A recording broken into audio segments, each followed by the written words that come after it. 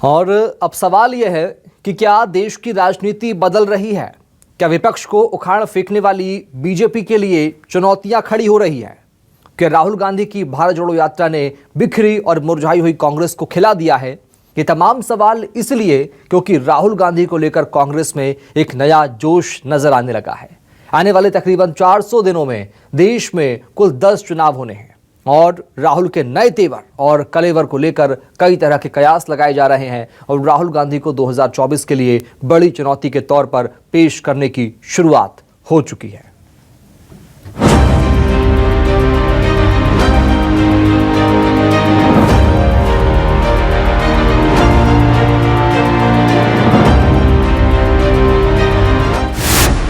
दो 2024 का रण राहुल दिखाएंगे रंग।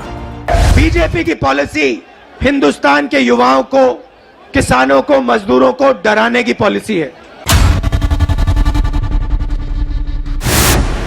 भारत जोड़ो यात्रा संग कांग्रेस का लौटा दम। बीजेपी और आरएसएस नफरत की बाजार, कांग्रेस मोहब्बत की दुकान उसी नफरत के बाजार में। 9 राज्यों का घमासान, पुरानी पार्टी में आएगी जान। प्रधानमंत्री ने, बीजेपी ने हजारों करोड़ रुपए लगा दिए मेरी छवि को खराब करने में।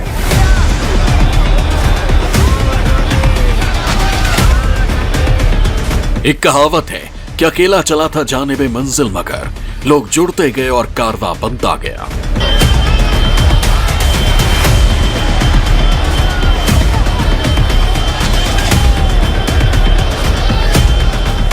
7 सितंबर 2022 को कन्याकुमारी से शुरू हुई राहुल गांधी की 3570 किलोमीटर लंबी 150 दिन की नॉन स्टॉप भारत जोड़ो यात्रा के लिए भी ये बात बिल्कुल सटीक बैठती है।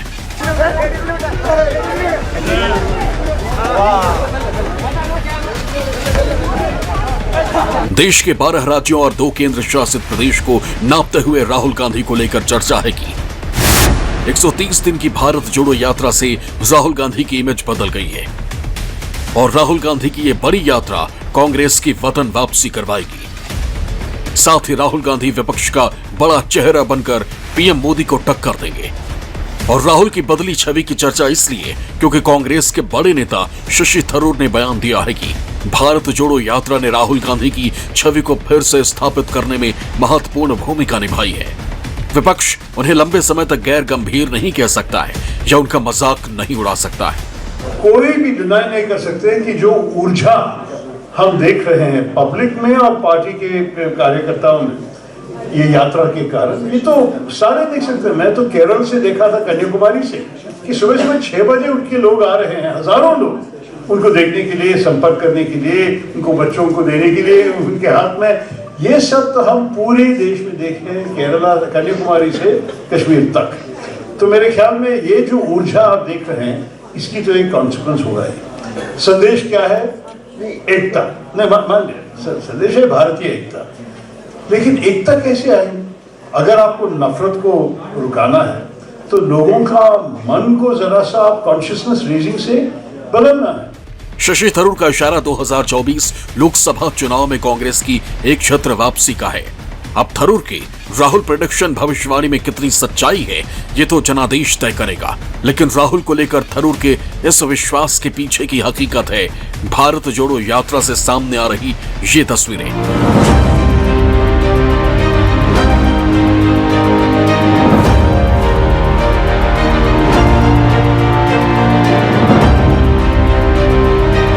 इस यात्रा के दौरान राहुल गांधी अलग अलग बैकग्राउंड के अलग अलग लोगों से मिल रहे हैं और उनके साथ कंधे से कंधा मिलाकर चल रहे हैं। भारत जोड़ो यात्रा में राहुल के कलेवर और तेवर भी विपक्ष के लिए किसी चैलेंज से कम नजर नहीं आ रहे। राहुल के एग्रेशन और थरूर के बयान के बाद ये सवाल उठने लगे हैं कि दावा क्या सच में सही है? क्या राहुल की छवि अब बदल गई है? क्या राहुल कांग्रेस का बड़ा चेहरा होने के साथ विपक्ष का बड़ा चेहरा बन पाएंगे? क्या राहुल के मेकओवर से बीजेपी को नुकसान पहुंचेगा? 24 में राहुल की यात्रा और उनकी नई छवि कितनी सीटों पर असर डालेगी? इसमें कोई शक नहीं कि भारत जोड़ो यात्रा के दौरान राहुल गांधी ने अपनी छवि में बहुत बड़ा बदलाव किया है। पब्लिक का रिस्पांस बढ़ा है, पार्टी के वर्कर्स में उत्साह पैदा हुआ है, मतलब एक नई हवा, ताज़ा हवा, एक बेहतर ऑक्सीजन कांग्रेस को मिली है इस यात्रा से। लेकिन मोदी को सीधी टक्कर देने जैसी ताजगी राहुल गांधी ला पाएंगे, मुझे इसमें शक लगता है। एक तरफ थरूर उनके मेकओवर की बात कर रहे हैं तो उद्धव गुट उन्हें पीएम उम्मीदवार तक बता रहा है। बीजेपी की रणनीति से चोट खाई पार्टियों को राहुल में अपनी वापसी का भविष्य नजर आने लगा। राहुल गांधी जी वही है। मैंने उनका एक बयान सुना था एक किसी प्रेस कॉन्फ्रेंस में, जिस राहुल गांधी के बारे में आप सोचते हो उस राहुल गांधी को मैंने मार दिया। किस परिवेश में वो बयान दिया था मुझे मालूम नहीं, कि मुझे बयान बहुत अच्छा लगा कि भारतीय जनता पार्टी ने एक प्रतिमा बनाई है, एक इमेज बनाई है, वो गलत है। और आपके मन में जो उनकी इमेज है, वो इमेज को राहुल गांधी जी ने नहीं, सभी लोगों ने खत्म कर दिया है। भारत जोड़ो यात्रा में देश ने राहुल गांधी का वो रूप देखा है जो आज तक लोगों से दूर था। सफेद हाफ टी शर्ट में लगातार बढ़ती दाढ़ी के साथ राहुल गांधी अपने पीछे जन सैलाब लेकर बढ़ रहे हैं और सरकार को चुनौती दे रहे हैं। 130 दिन की यात्रा के बाद दावा किया जा रहा है कि राहुल बदल रहे हैं। दावा है कि पहले कार्यकर्ता तक सीमित थे और अब सड़क पर आम लोगों के साथ घूम रहे हैं। पहले विदेश जाने के आरोप लगते थे, अब 160 दिन से विदेश नहीं गए हैं। पहले गैर गंभीर बयानबाजी के आरोप लगे थे, अब कोई गैर गंभीर नहीं कह सकता। पहले बयानों का मजाक उड़ता था, अब बयानों का मजाक नहीं उड़ सकता। पहले अहंकारी होने के आरोप लगते थे, अब कोई अहंकारी नहीं कह सकता। और उसी के साथ फिलहाल इतना ही। नमस्कार।